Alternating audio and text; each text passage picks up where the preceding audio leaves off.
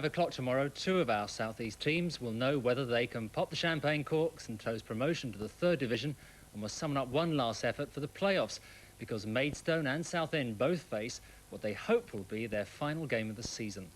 The outcome can go any one of three ways: promotion, the playoffs, or another year in Football League's basement.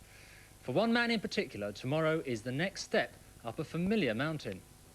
In a frantic week, there was just time to celebrate a birthday in the Peacock family. Got to be insulting. Don't worry about a few little wrinkles. I'm sure nobody will notice them amongst all those big wrinkles. Thank you, darling.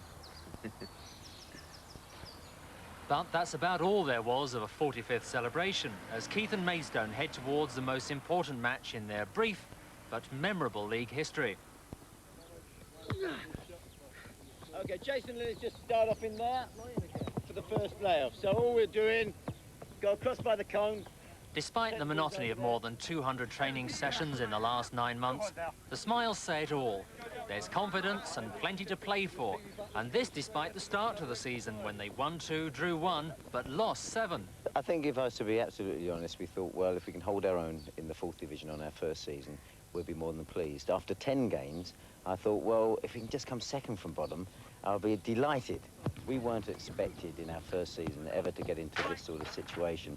And really, we've just got to go out on that last game, enjoy ourselves, make the most of the occasion. And as I say, I don't feel there's any pressure on the club at all, because we're not expected. We're not one of those that are expected to get there.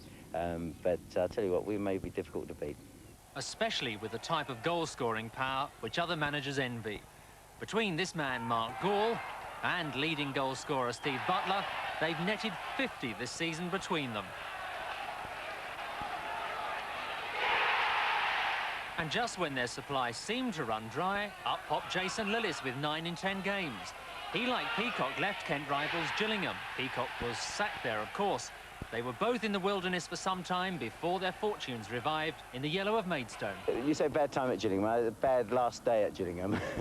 All the time that went before that was for me enjoyable and fairly successful, I thought.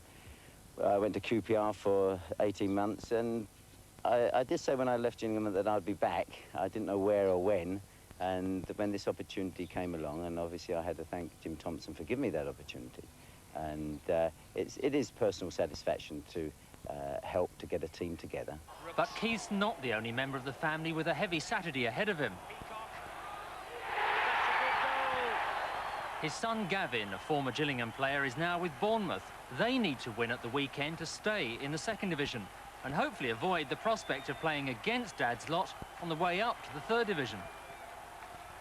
Well, obviously, I've been saying well done to my dad, and he's been just sort of giving me all the advice he can give me, because he's had a lot of experience in the game, as regards the relegation battle which we've been having.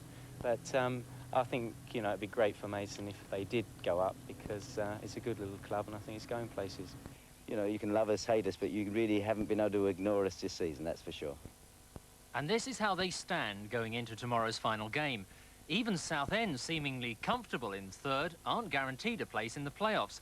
If they lose, even Cambridge in 7th position could move above them. The playoff finals, remember, at Wembley, a fair consolation prize for those missing out on 3rd place.